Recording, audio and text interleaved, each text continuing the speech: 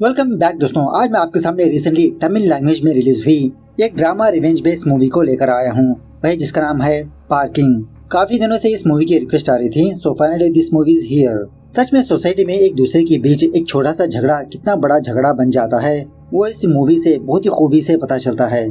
अगर किसी भी झगड़े को पहले स्टेज में ही खत्म कर देते तो ऐसे झगड़े बड़े नहीं होते, दुश्मनी पैदा नहीं होती। ये चीज काफी सारे लोग भूल जाते हैं और अपनी ईगो की आड़ में जिद पर अड़े रहते हैं कि इस चीज में मैं ही जीतूंगा, लेकिन एट लास्ट कुछ घंटा नहीं मिलता हाथ को। तो चलिए फटाफट से मूवी की कहानी को स्टार्ट कर लेते हैं। उससे पहले लुटा दो प्यार, फॉलो ऑन इंस्टाग्राम। कहानी की शुरुआत में ही ईश्वर नाम के एक बंदे को दिखाया जाता है और एक्चुअली ईश्वर एक IT एम्प्लॉय होता है और इसकी बीवी का नाम होता है अतिका। एक्चुअली इन दोनों की लव मैरिज हुई होती है। इन दोनों के घर में शादी से मना करने की वजह से ये दोनों भागकर शादी करते हैं। कुछ दिनों बाद ईश्वर के माँ बाप ईश्वर से दोबारा बात करने लगते हैं, अतिका को एक्सेप्ट कर लेते हैं और फिलहाल ईश्वर अपने ऑफिस के पास ही में एक अच्छे से घर को ढूंढकर ये दोनों यहाँ पर शिफ्ट होते हैं। और इसी तरह फिलहाल अतिका प्रेग्नेंट होती है, 5वां महीना चल रहा होता है इसको। ईश्वर अकेला ही अतिका की बहुत केयरिंग करते रहता है। खैर ये दोनों अपने नए घर में शिफ्ट होने के बाद ये दोनों नीचे वाले घर पर जाते हैं। नीचे वाले घर में इलम पारदी की फैमिली रहती है। इसकी बीवी का नाम होता है सेल्वी और इसकी बेटी का नाम होता है अपर्णा। और इसी तरह इलम पारदी एक गवर्नमेंट एम्प्लॉय होता है, म्युनिसिपल कॉर्पोरेशन में executive officer something like that. कुछ महीनों बाद रिटायर भी होने वाला होता है। इलम पारदी की बेटी अपर्णा इंजीनियरिंग पढ़ती रहती है। इस तरह से ईश्वर और अतिका ये दोनों अपने आप को इस फैमिली से इंट्रोडक्शन करवाते रहते हैं। कुछ ही समय में अच्छी खासी दोस्ती भी हो जाती है। खैर ईश्वर और अतिका वापस अपने घर पर आने पर ईश्वर की माँ ईश्वर को कॉल करके अतिका के बारे में पूछती रहती है और एक्चुअली हर रोज ईश्वर की माँ अतिका को कॉल करके उसे काफी सारी टिप्स देती रहती है, कैसे ख्याल रखना है, क्या खाना है क्या नहीं। लेकिन अतिका तो बेचारी यही बात को लेकर अफसोस करने लगती है कि इसके माँ बाप अभी तक इसको कॉल नहीं किया, इसको देखने के लिए नहीं आए। खैर दूसरे दिन इलम पारदी अपने बाइक से अपने ऑफिस जाने लगता है। उसी वक्त ईश्वर भी नीचे उतर कर आता है। इलम पारदी पूछने लगता है, अरे तुम्हारे पास तुम्हारी बाइक नहीं है? ईश्वर कहने लगता है, अरे नहीं सर, ऑफिस की क्या बात है मुझे पिकअप करने के लिए और मैं उसी में जाता हूँ, बाइक की जरूरत भी नहीं है मुझे। इस तरह से ये अपने ऑफिस पर जाने लगता है। उसी वक्त इलम पारदी का साला सनमुगम इलम पारदी के पास आता है और एक्चुअली इसको हल्के से रिश्वत देने की कोशिश करने लगता है कि किसी कॉन्ट्रैक्ट को अप्रूव करने का। लेकिन इलम पारदी सनमुगम को डांटने लगता है, अगर तुमने टेंडर में अच्छी तरह से सवालों के जवाब दिया होता तो वो टेंडर तुमको ही मिला होता। इस तरह से इस पर हल्के से गुस्सा करने लगता है। उसके बाद इलम पारदी अपर्णा को अपने बाइक में बिठाकर उसे कॉलेज ड्रॉप करके ये अपने ऑफिस पर जाता है।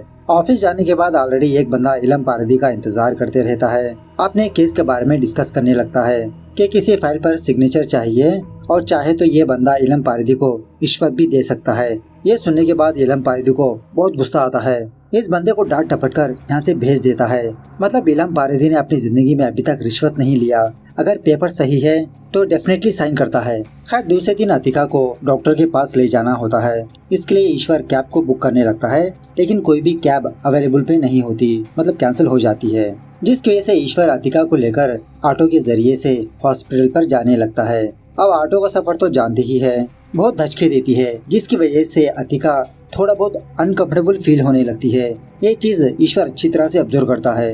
हॉस्पिटल में डॉक्टर अतिका का चेकअप करके कहने लगती है कि बेबी तो अच्छा ही है, लेकिन अब यहाँ से क्रूशियल टाइम स्टार्ट होता है, तुम अपना अच्छे से ख्याल रखना होगा, तभी बेबी भी हेल्थी होगी। इस तरह से कुछ टिप्स वगैरह देने लगती है। वापस ये दोनों कैब के जरिए से अपने घर पर आने लगते हैं। लेकिन ईश्वर सोचने लगता है कि आज जो ऑटो में हुआ ऐसा अतिका के साथ दोबारा नहीं होना चाहिए। दूसरे दिन ईश्वर EMI में एक कार को खरीद लेता है और दिन भर ये दोनों गाड़ी में अच्छी तरह से घूमकर रात होने के बाद अपने घर पर आते हैं। इलम पारदी नई गाड़ी को देखकर शॉक में रह जाता है। अतिका से पूछने लगता है, अरे बेटा नई गाड़ी ले ली? अतिका यही कहने लगती है, हाँ अंकल थोड़ा सडनली प्लान किया ईश्वर ने, अगर आप अपनी बाइक को थोड़ा साइड में हटाते तो हम हमारी गाड़ी को यहाँ पर पार्क करेंगे। तो इलम पारदी उसी तरह से अपनी बाइक को थोड़ा साइड में हटाने पर ईश्वर उस जगह पर अपनी कार को पार्क करता है और इलम पारदी को देखकर ऐसा लगता है कि गाड़ी से इतना खुश नहीं है। खैर सुबह होने के बाद सेल्वी इलम पारदी से कहने लगती है कि उन दोनों ने तो नई कार को खरीदा, कलर भी बहुत अच्छा है, क्यों ना हम लोग भी कार खरीद लें। इलम पारदी गुस्से से अपनी बीवी से कहने लगता है, EMI में गाड़ी खरीदने की उतनी नौबत नहीं आई है हमको अभी, मुझे मेरी बाइक सही है, उसी में खुश हूँ मैं। उसके बाद जब इलम पारदी थोड़ा बाहर आता है तो मोहल्ले वाले यही सोचने लगते हैं कि इस नई कार को इलम पारेदी ने खरीदा। एक बंदा तो पार्टी शार्टी मांगने लगता है, दूसरा बंदा कहने लगता है अरे इलम पारेदी सर कब खरीदेंगे कार को, वो तो पैसे बचाने में माहिर है, अब तक नई बाइक को नहीं खरीदा। इस तरह से मोहल्ले वाले इलम पारेदी पर हल्के से मजाक उड़ाने लगते हैं।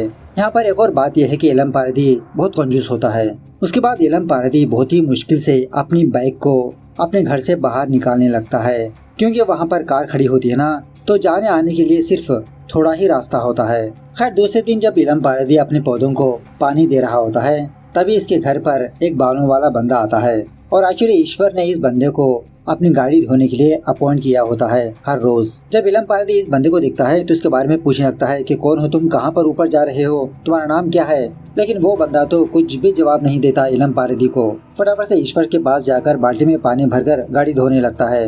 अब इसी दरमियान में अपर्णा इलम पारेदी के लिए चाय लेकर आती है, तो इलम पारेदी फटाफट से अपर्णा को डांटने लगता है, अरे रे तुम बाहर क्यों आए, जाओ यहाँ से जाओ, अंदर जाओ। क्योंकि बाहर वो लड़का है ना जो गाड़ी धो रहा होता है, वो अपर्णा को ना देखे इसीलिए। खैर रात होने के बाद इलम पारेदी बहुत ही मुश्किल के साथ अपनी बाइक को अपने घर के पास पार्क करने लगता है। और इसी दरमियान में ईश्वर की गाड़ी को हल्के से स्क्रैच हो जाता है, लेकिन ये बात इलम पारेदी ऑब्जर्व नहीं करता, बस अपनी गाड़ी को पार्क करके घर के अंदर चला जाता है। सुबह होने के बाद वो कार धोने वाला बंदा इस गाड़ी में के स्क्रैच को देखकर ईश्वर को आकर बताता है, तो ईश्वर भी उस स्क्रैच को देखकर शॉक में रह जाता है। सोचने लगता है कि कल तो सही थी। तभी इलम पारेदी अपने घर से बाहर आने पर ईश्वर इलम पारेदी से पूछने लगता है, सर मेरी गाड़ी को हल्के से स्क्रैच हुआ है, क्या ये स्क्रैच आपकी वजह से हुआ, आपकी गाड़ी की वजह से हुआ।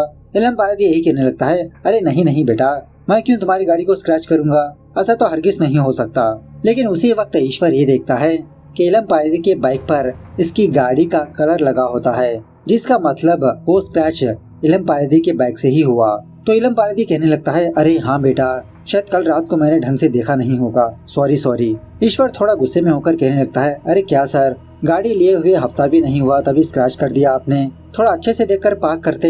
इलम पारेदी भी गुस्से में आकर कहने लगता है, अरे तुमको पता है मैं मेरी बाइक को बहुत ही मुश्किल के साथ यहाँ पर पार्क करता हूँ, जाने आने के लिए सिर्फ एक ही बंदे का गैप होता है, मैंने तो तुमको इसके बारे में कभी भी शिकायत नहीं की। इस तरह से इसी बात को लेकर इन दोनों के बीच हल्के से झगड़ा होने लगता है। अब गुस्से में आकर ईश्वर अपने ऑफिस पर जाने लगता है, इसको लेट हो रहा होता है। ऑफिस आने के बाद ये अपने काम पर कॉन्सेंट्रेट नहीं कर पाता इलम पारेदी के झगड़े की वजह से, और ऊपर से नई गाड़ी पर स्क्रैच भी हुआ, तो होती है ना हर एक बंदे को तकलीफ। खरात होने के बाद इलम पारेदी अपने घर जल्दी आकर अपनी बाइक को पार करके जब गेट क्लोज करने ही वाला होता है, उसी वक्त ईश्वर अपनी कार पर आता है और ईश्वर को देखकर इलम पारेदी गेट ओपन करता है गाड़ी को पार करने के लिए। ये देखकर ईश्वर फटाफट से अपनी कार से उतरकर इलम पारेदी को सॉरी बोलने लगता है कि सुबह मैंने आपको कुछ ज्यादा ही बोल दिया। तो इलम पारेदी भी लाइटली लेता है। उसके बाद इलम पारेदी और ईश्वर टेरेस के ऊपर जाकर हल्के से ड्रिंक करने लगते हैं, एक दूसरे के बारे में डिस्कस करने लगते हैं। बातों ही बातों में इलम पारेदी कहने लगता है, सोसाइटी वाले, मेरे घर वाले यही समझते हैं कि मैं कंजूस हूँ, लेकिन एक्चुअली मैं अपनी बेटी की शादी के लिए पैसे जमा कर रहा हूँ। मुझे फिजूल खर्ची करना पसंद नहीं है, जो चीज है उसी में एडजस्ट कर लेता हूँ मैं। ईश्वर कहने लगता है, मैं आपके जैसा नहीं हूँ सर, मैं अपनी बीवी से बहुत प्यार करता हूँ और मैंने अपनी बीवी के लिए ही कार को खरीदा ताकि वो तकलीफ ना उठाए। और वैसे भी सर, अपनी बेटी की शादी करने के लिए इतना ज्यादा पैसा क्यों खर्च होगा। अब फॉर एग्जाम्पल मुझे और अतिका को ही देख लीजिए, हम दोनों ने रिश्ते मैरिज किया, उसके बाद दोस्तों को बुलाकर हल्के से रिसेप्शन रखा, तो ये बात इलम पारेदी को पसंद नहीं आती। ईश्वर से कहने लगता है, तो मैं क्या अपनी बेटी की शादी अनाथ जैसों की तरह करूं? इस तरह से ईश्वर पर गुस्सा होकर वापस अपने घर पर आता है। ईश्वर समझाने लगता है, अरे सर, मेरा कहने का मतलब ये नहीं था। हर सुबह होने के बाद वो गाड़ी धोने वाला बंदा कार को गेट के बीचों बीच रखकर साफ करते रहता है। थोड़ी देर के बाद इलम पारेदी अपने घर से बाहर आकर इस चीज को देखकर इस बंदे से कहने लगता है कि गाड़ी थोड़ा आगे कर लो, मुझे अपनी बाइक को बाहर निकालना है। लेकिन ये वालों वाला बंदा इलम पारेदी की बात को सुनता ही नहीं। गुस्से में आकर इलम पारेदी ईश्वर के पास जाकर यही बात कहने लगता है कि फटाफट से अपनी गाड़ी को निकालो, मुझे अपनी बाइक को बाहर निकालना है। ईश्वर कहने लगता है, सर थोड़ी देर रुकिए, मैं ब्रेकफास्ट कर रहा हूँ। लेकिन इलम पारेदी तो यही कहने लगता है, नहीं, तुम अभी के अभी नीचे आकर अपनी गाड़ी को सामने रखो, मुझे ऑफिस के लिए लेट हो रहा है। लेकिन ईश्वर को भी गुस्सा आकर इलम पारेदी के मुंह पर दरवाजा बंद करके जानबूझकर ये अपना ब्रेकफास्ट लेट से करने लगता है। थोड़ी देर के बाद जब ईश्वर नीचे आता है तो नीचे इलम पारेदी नहीं होता। वो बालों वाला बंदा कहने लगता है, अरे सर वो तो पैदल ही अपने ऑफिस चले गए। मतलब गुस्से में आकर इलम पारदी पैदल ही अपने ऑफिस जाता है। रात होने के बाद पैदल ही वापस अपने घर पर आता है। घर पर आने पर यह देखता है कि अभी तक ईश्वर घर पर नहीं आया। तो सुबह का गुस्सा उतारने के लिए इलम पारदी अपनी बाइक को बीचों बीच पार्क करने लगता है। ईश्वर की कार के लिए प्लेस ही नहीं रखता। थोड़ी देर के बाद ईश्वर अपने घर पर आने पर प्लेस ही नहीं होती अपनी गाड़ी को पार्क करने के लिए। सो ईश्वर इलम पारदी की बाइक को हल्की से साइड में हटाकर ये अपनी कार को पार्क करता है, लेकिन बाइक का स्टैंड ढंग से डाला नहीं होता। थोड़ी देर के बाद इलम पारदी की बाइक नीचे गिर जाती है और ये चीज ईश्वर भी ऑब्जर्व नहीं करता। सुबह होने के बाद इलम पारदी अपनी गिरी हुई बाइक को देखकर आग बबूला होने लगता है। फटाफट से ऊपर जाकर ईश्वर का हाथ पकड़कर घसीटते हुए इसको नीचे लाता है। इसको बहुत डांटने लगता है, तुम्हारी गाड़ी को हल्के से स्क्रैच पड़ने पर ही तुमने मुझे इतनी सारी बातें सुनाई। इसका बदला लेने के लिए तुमने मेरी गाड़ी को गिरा दिया। गाड़ी को साइड में रखने के लिए अगर तुम मुझे बुलाते तो मैं आकर अपनी गाड़ी को साइड में रख देता। ईश्वर समझाने लगता है, अरे सर आपकी गाड़ी कैसे गिरी मुझे नहीं पता और मैंने ये जानबूझकर नहीं किया। मैं कल रात थोड़ा लेट से आया और आपको क्यों डिस्टर्ब करूं यही सोचकर मैंने खुद आपकी गाड़ी को साइड में रखकर मेरी कार को पार्क किया। इलम पारदी गुस्से में आकर कहने लगता है, मैं यहाँ पर 10 साल से रहते आ रहा हूँ, तुम अपनी कार को यहाँ पर मत रखो। ईश्वर भी कहने लगता है, मैं क्यों अपनी कार को साइड में रखूं? मैं आपसे ज्यादा किराया पे करता हूँ और मैं घर के ओनर की परमिशन लेकर ही कार को खरीदा। इस तरह से इन दोनों के बीच बहुत बहस होने लगती है। उसी रात ये बात इस घर के ओनर को पता चलती है। घर का ओनर इन दोनों को बुलाकर इलम पारदी से कहने लगता है कि ईश्वर ने मेरी परमिशन से ही कार को खरीदा और वैसे भी वो प्लेस कार पार्किंग के लिए ही है, तुम दोनों थोड़ा बहुत एडजस्ट कर लो ना। इस तरह से इलम पारदी को ही समझाने लगता है। खैर ये सारी चीजें इलम पारदी के ईगो को बहुत हट करने लगती है। तो दूसरे ही दिन कैश देकर नई कार को खरीद लेता है। नई गाड़ी को देखकर अपर्णा बहुत खुश होने लगती है। सल्वी कहने लगती है, 1 महीने से कह रही हूँ कि मिक्सी खराब हो चुकी है, उसकी रिपेयर करवाओ, लेकिन अब तुम कार ही खरीद लिए, इतने पैसे कहाँ से आए? इलम पारदी कहने लगता है, अरे हाउस ओनर ने कहा ना कि ये प्लेस कार पार्किंग के लिए ही है, इसलिए मैंने कार को खरीद लिया, मेरी वो पुरानी वाली बाइक को बेचकर। खैर रात होने के बाद ईश्वर जब वापस अपने घर पर आता है तो उसकी गाड़ी को पार्क करने के लिए प्लेस ही नहीं होती, क्योंकि वहाँ पर इलम पारदी की कार खड़ी होती है। अब मजबूरन ईश्वर पेड़ के नीचे ही अपनी गाड़ी को पार्क करता है घर के बाहर। सुबह होने के बाद ईश्वर ये देखता है कि पेड़ पे के परिंदे इसकी गाड़ी के ऊपर टट्टी कर दिया। ईश्वर खुद ही से अपनी गाड़ी को साफ करके ऑफिस पर जाने लगता है और इसी तरह इलम पारदी भी अपनी कार से अपने ऑफिस पर जाने लगता है। लेकिन ईश्वर अपने ऑफिस से जल्दी ही वापस अपने घर पर आकर पहले अपनी गाड़ी को वहां पर पार्क करता है। रात होने के बाद जब इलम पारदी अपने घर पर आता है तो प्लेस ही नहीं होती, तो मजबूरन अपनी गाड़ी को बाहर ही पार्क करता है। सो इस दिन से लेते हुए ये दोनों एक दूसरे के ऊपर कंपटीशन करने लगते हैं कि कौन पहले अपनी गाड़ी को वहाँ पर पार्क करेगा। कभी कभी ईश्वर दोपहर को ही अपने घर वापस आता है, कभी इलम पारदी ही लंच के बहाने से अपने घर पर आता है, कभी ईश्वर पहले पार्क करता, कभी इलम पारदी पार्क करता। सो वन फाइन डे ये दोनों एक साथ अपने घर के पास पहुंच जाते हैं जल्दी पार्क करने के लिए। इलम पारदी को देखकर इसकी बीवी सेल्वी गेट ओपन करने लगती है, लेकिन इसी छोटे से गैप में ईश्वर फटाफट से अपनी गाड़ी को वहां पर पार्क कर देता है इलम पारदी से पहले ही। इसी हड़बड़ाहट में ईश्वर की गाड़ी का साइड मिरर ब्रेक हो जाता है। खैर अब ये देखने के बाद अतिका ईश्वर को बहुत डांटने लगती है कि कुछ दिनों पहले जब अपनी गाड़ी को स्क्रैच हुआ था तो तुम बहुत दुखी होने लगे और अब तुम्हारी वजह से ही गाड़ी का साइड मिरर टूट गया, क्या हो रहा है तुमको आजकल? लेकिन ये कुछ भी जवाब नहीं देता। सुबह होने के बाद जब ईश्वर अपने ऑफिस जाने के लिए जब अपनी गाड़ी को निकालने ही वाला होता है तो बाहर इलम पारदी होता है अपनी गाड़ी को पार्क करने के लिए। तो ईश्वर अपनी गाड़ी को नहीं निकालता, कैब के जरिए से अपने ऑफिस पर जाता है। इसी दरमियान में एक दिन अतिका ईश्वर से बाहर जाने की बात करती है कि काफी दिन हो गए ये दोनों किसी शॉपिंग पर नहीं गए, बाहर खाना नहीं खाया। ईश्वर कहने लगता है कि बाहर जाने की कोई जरूरत नहीं है, अगर जाना है तो हम कैब के जरिए से चलेंगे। लेकिन अतिका अपनी गाड़ी में ही बाहर जाना चाहती है। इसको डांटने लगती है कि ईश्वर ने गाड़ी अतिका के लिए ही खरीदा और अब अतिका के लिए ही अपनी गाड़ी को बाहर नहीं निकाल रहा। अरे वो तो बुजुर्ग है, उनसे क्या कंपटीशन। लेकिन ईश्वर अतिका की बातों को इतना सीरियसली नहीं लेता। दूसरी तरफ इलम पारदी अपने घर में बैठकर यही सोचने लगता है कि किसी भी तरह से ईश्वर की गाड़ी को वहाँ से निकलवाना होगा।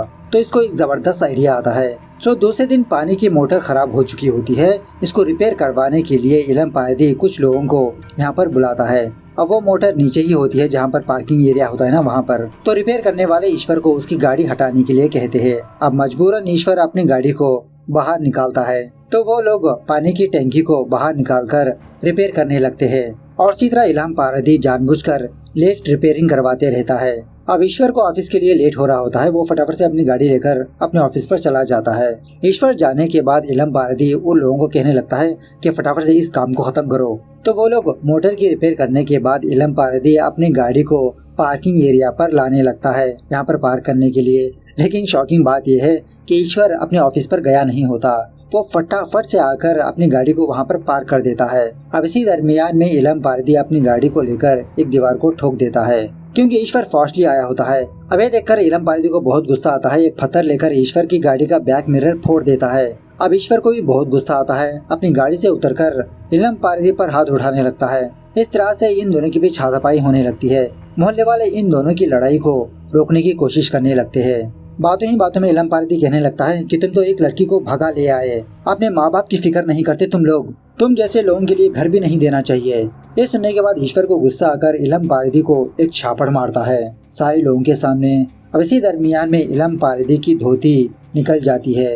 इल्हाम पारदी बहुत शर्मिंदा होता है मोहल्ले वालों के सामने। खैर थोड़ी देर के बाद घर का ओनर अतिका को कॉल करके इन दोनों को बहुत डांटने लगता है कि तुम्हारे हस्बैंड ने ऐसे कैसे इल्हाम पारदी के ऊपर हाथ उठाया, वो तो बुजुर्ग है और 10 साल से वहाँ पर रहते आ रहे हैं। अगर तुम दोनों को रहने के लिए तकलीफ है तो घर खाली करके निकल जाओ। अतिका यही बात ईश्वर को बताकर बहुत डांटने लगती है कि तुमको ऐसा नहीं करना चाहिए था और तुम फटाफट से उनके पास जाकर उनसे माफी मांगो। वो तुम्हारे फादर जैसे है, जब तक तुम सॉरी नहीं बोलोगे मैं तुमसे बात नहीं करूंगी। ईश्वर अतिका की बात मान लेता है। ठीक है बाबा, मैं सॉरी बोल दूंगा। दूसरी तरफ इल्हाम पारदी यही सोचने लगता है कि किसी भी तरह से ईश्वर से बदला लेगा। उसी वक्त षणमुगम को बुलाकर यही सारी बात बताने लगता है कि इसकी इज्जत मिट्टी में मिल गई और बहुत दिनों से ये जिस कॉन्ट्रैक्ट के बारे में पूछ रहा है उन पेपर्स पर ये सिग्नेचर कर देगा और बदले में ईश्वर को किसी पुलिस केस में फंसाने के लिए कहता है। षणमुगम कहने लगता है हो जाएगा, आप फिक्र मत करिए। तो उसी रात पुलिस वाले ईश्वर के घर पर आकर ईश्वर को घसीटते हुए पुलिस स्टेशन ले जाने लगते हैं। पुलिस स्टेशन आने के बाद पुलिस स्टेशन पर इल्हाम पारदी और षणमुगम होता है और एक्चुअली ईश्वर यही सोचने लगता है कि ईश्वर ने इल्हाम पारदी पर हाथ उठाने पर ही इल्हाम पारदी ने ईश्वर के ऊपर केस ठोका। लेकिन यहाँ पर बात अलग ही होती है। इल्हाम पारदी ये स्टेटमेंट देता है पुलिस वालों को कि कल रात जब इसकी बेटी अपर्णा ऊपर जाकर कपड़े सुखा रही थी तो ईश्वर ने इसके साथ बलात्कार करने की कोशिश की। तो ये स्टेटमेंट सुनने के बाद ईश्वर के तो होश ही उड़ जाते हैं। पुलिस वालों को समझाने लगता है अरे सर ऐसा नहीं हुआ, बात कुछ अलग है। लेकिन पुलिस वाले ईश्वर की एक भी नहीं सुनते, उल्टा ईश्वर को एक छापड़ लगाते हुए कहने लगते हैं कि कोई बाप अपने बेटी को लेकर ऐसे स्टेटमेंट कौन दे सकता है।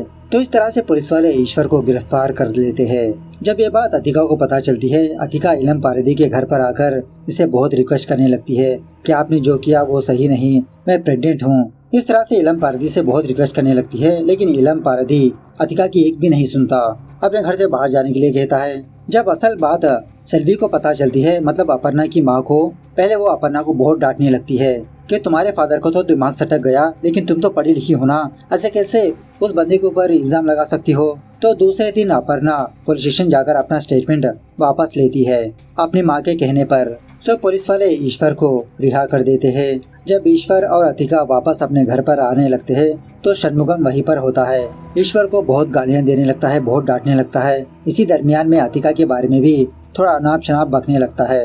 लेकिन जब बातें हद से ज्यादा होती है, ईश्वर फटाफट से बाहर आकर षणमुगम और उसके आदमियों को बहुत मारने पीटने लगता है। खैर दूसरे दिन से ईश्वर जानबूझकर अपनी गाड़ी को उसी पेड़ के पास पार्क करने लगता है बाहर।